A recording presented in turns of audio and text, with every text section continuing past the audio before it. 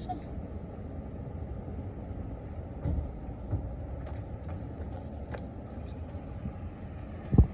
এগুলো এগুলো পেকে গেছে, দেখো অনেক সুন্দর মরিচ। উপরের গুলো এখনো কাঁচা রয়েছে। মাশাল্লাহ, এত সুন্দর মরিচ, ইচ্ছা থাকলে উপায় হয়। যেখানে থাকবেন একটা একটা মরিচ গাছ লাগাইবেন। একটা মরিচ গাছ লাগাইলে অনেক ফলন আসবে।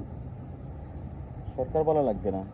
দেশের সরকার বলবে কি, আপনি নিজের প্রয়োজনে নিজে লাগাইবেন মরিচ, যে কোনো সবজি। তাইলে আপনি মজা করে খাইতে পারবেন, বাজারে যাওয়া লাগবে না।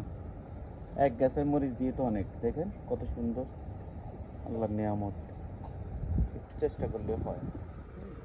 এই যে অনেক সুন্দর ধরতেছে মরিচ, মরিচ মরিচ। এগুলো পেকে গেছে। আমাদের মরিচ, বাসার মধ্যে মরিচ কোন নাই, এই জন্য মরিচ খাইতে পারে না। এখন এগুলো পেকে গেছে। মাঝে মধ্যে প্রতিদিন সকাল বিকেল পানি দিতে হয়। প্রতিদিন সকাল বিকেল পানি দিলে, কষ্ট করতে হবে, কষ্ট না করলে মরিচ ধরবে না।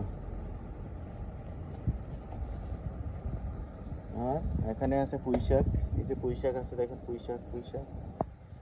পুঁই শাকের ফলন বাম্পার হয় নাই।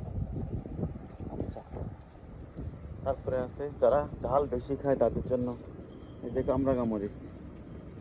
এটা হলো কামরাঙা মরিচ, ছোট্ট একটা আসছে। এখানে অনেকগুলো আসছে, সবাইকে দিয়ে দিছি, তবে এইবার ফলন বেশি আসে না। এখানে আছে, এটা আর একটা কামরাঙা মরিচ, তবে এটা দেশি মরিচ, এটা লাল হয়ে গেছে একদম। আর এটা পেকে গেছে। অনেক সুন্দর, অনেক সুন্দর। এটার মধ্যে অনেকগুলো মরিচ, এটার মধ্যে অনেকগুলো মরিচ। সবাই চেষ্টা করবেন বারান্দার মধ্যে, ছাদের মধ্যে, এভাবে এভাবে।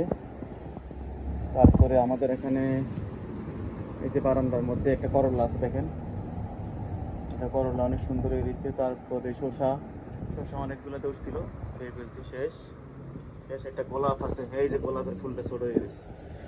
আল্লাহ হাফেজ। মিন্তো আছে, মিন্তো, এই যে পুদিনা পাতা, মিন্তো। আল্লাহ হাফেজ। শেষ একটা মরিচের ভালোবাসা সবাইকে দিলাম। আল্লাহ হাফেজ।